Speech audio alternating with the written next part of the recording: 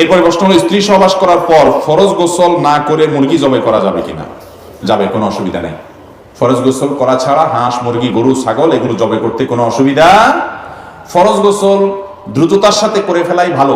কোনো কারণে যদি মনে হয় যে এখন গোসল করব না, নামাজের আরো বাকি আছে, 1 ঘন্টা 2 ঘন্টা আরো পরে করব, তাহলে আপনি এই ফাঁকে অন্যান্য কাজ করতে পারবেন, করলে গুনাহ হবে না।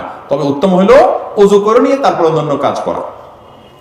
যদি ওযু না করেও করেন তাতেও মুরগি খাওয়া হালাল হবে, জবে হালাল হয়ে যাবে, কোনো অসুবিধা হবে না। আমাদের দেশে মহিলাদের ব্যাপারে ফতোয়া দেওয়া হয় যে মহিলারা গোসল ফরজ হলে ঘরের কোনো কাজ করতে পারবে না, বাচ্চারা দুধ খাওয়াতে পারবে না। বোগাস কথা, ভিত্তিহীন কথা।